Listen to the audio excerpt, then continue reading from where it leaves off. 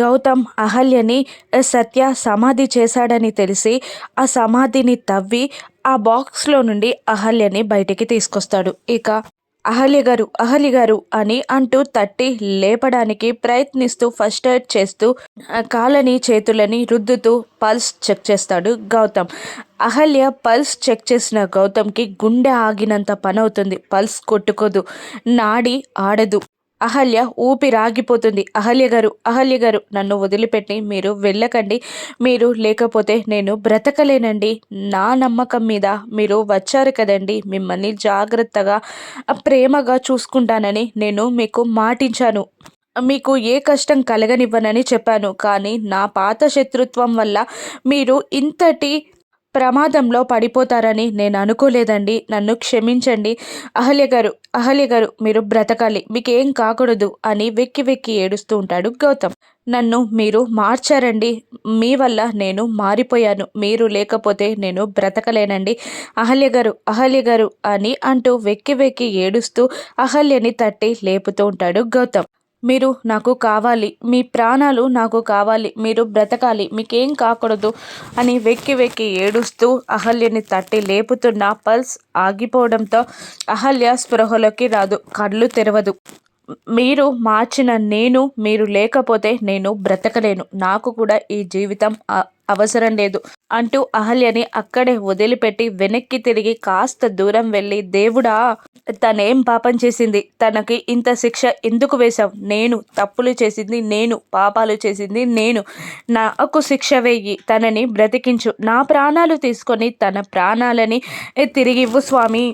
తనకేం కాకూడదు. తనకేమైనా జరిగితే నేను బ్రతకలేను తండ్రి.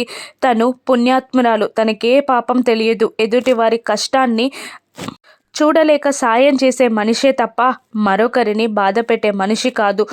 స్వామి ప్లీజ్ దేవుడా నా అహల్యని నాకు ఇచ్చేయ్ అని వేడుకుంటూ ఏడుస్తూ మోకాళ్ళపై నిలబడి దేవుణ్ణి ప్రార్థిస్తూ ఉంటాడు గౌతమ్. అప్పుడే ఆకాశం ఉరుముతూ మెరుస్తూ ఉంటుంది. అందులో నుండి ఒక వర్షపు చినుకు, ఒక ప్రాణ బిందువు వచ్చి అహల్య కడుపుపై పడుతుంది. అహల్య కడుపులోని బిడ్డ బ్రతుకుతుంది.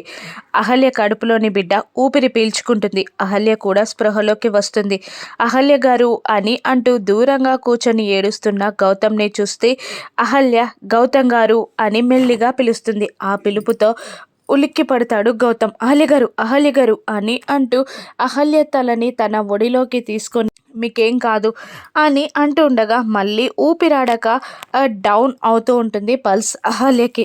మీకేం కాదండి, మీకేం కాదు, నేను మిమ్మల్ని బ్రతికించుకుంటాను అంటూ రెండు చేతులతో ఎత్తుకొని కారులో పడుకోబెట్టి స్పృహ కోల్పోకుండా బ్రతిమిలాడుతూ మాట్లాడిస్తూ అహల్యని హాస్పిటల్కి తీసుకెళ్తూ ఉంటాడు గౌతమ్. మరోవైపు ఇంద్రాని కలవడానికి అతిథి కాశ్మీర్ వెళ్తుంది. అక్కడ ఫ్లైట్ దిగి ట్యాక్సీ తీసుకొని ఈ రోజుతో తెలిసిపోతుంది. ఆ గౌతమ్ గాడు అహల్య నన్ను అసలు ఇంద్రాని ఎందుకు పెళ్లి చేసుకోవద్దని బ్రతిమిలాడుతున్నారో, ఈ పెళ్లి విషయంలో ఇంద్ర అభిప్రాయం ఏంటో తెలిసిపోతుంది అని అనుకొని ఆర్మీ క్యాంపుకి వెళ్తూ ఉంటుంది అతిథి. మరోవైపు హాస్పిటల్కి అహల్యని ఎత్తుకొని దెబ్బలతో వస్తున్న గౌతమ్ని చూసి కంగారు పడుతూ ఉంటాడు ఆకాష్. ఏమైందిరా గౌతమ్, ఏమైందిరా, యాక్సిడెంటా అని ఆకాష్ బ్రతిమిలాడుతున్నా మాట్లాడకుండా తనకి పల్స్ ఆడట్లేదురా, ఊపిరి ఆడట్లేదు, తనని బ్రతికించాలి అని అంటూ ఐసీయూలోకి తీసుకెళ్తూ ఉంటాడు గౌతమ్. ఆ స్ట్రెచ్చర్ పైన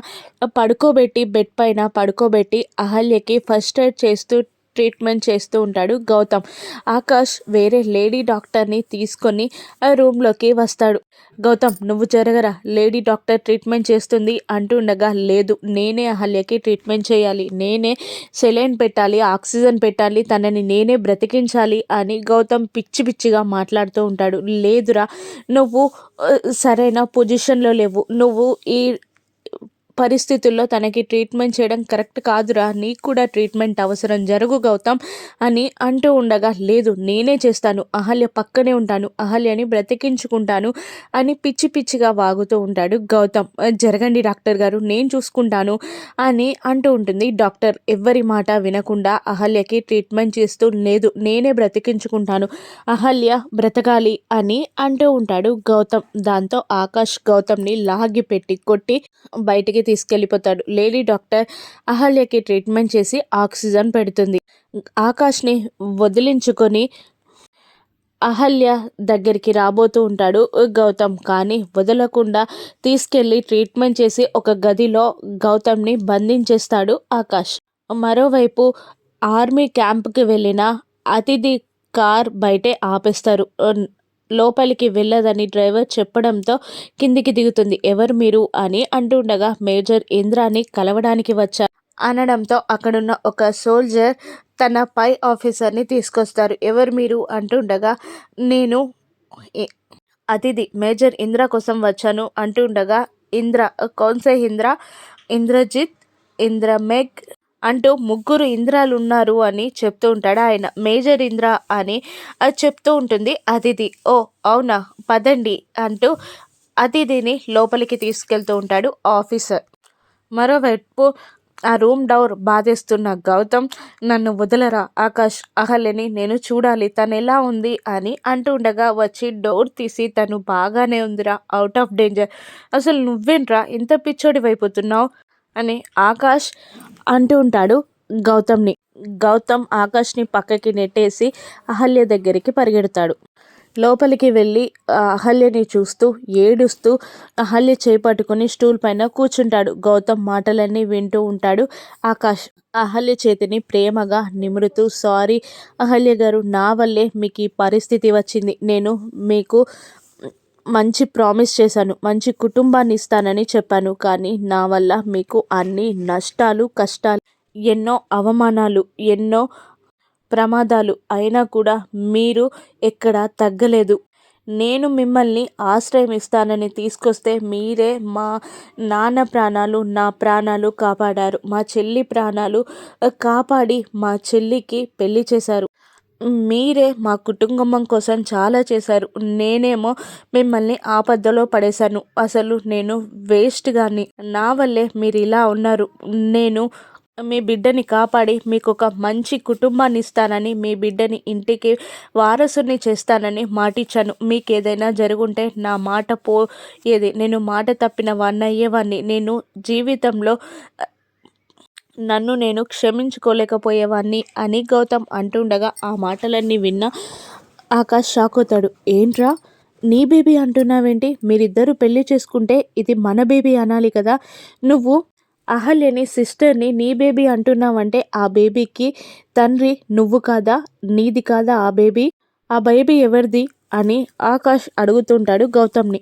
గౌతమ్ ఆ మాటలకి షాక్ అవుతాడు. మరోవైపు జాతరలో గౌతమ్ సత్యని కొట్టిన వీడియో సోషల్ మీడియాలో వైరల్ అవుతుంది. అది అర్జున్ ప్రసాద్ సుభద్రాలకి చెప్పి గౌతమ్ మళ్ళీ చిల్లరగా తిరుగుతున్నాడని చాడీలు చెప్తూ ఉంటాడు కార్తిక్. ఆ మాటలకి సుభద్ర, అర్జున్ ఇద్దరు షాక్ అవుతారు. అహల్య పరిస్థితి ఇంట్లో వాళ్ళకి తెలుస్తుందా? గౌతమ్ని అర్థం చేసుకుంటారా? రాను నెప్సెస్లో చూద్దాం. Thank you for watching.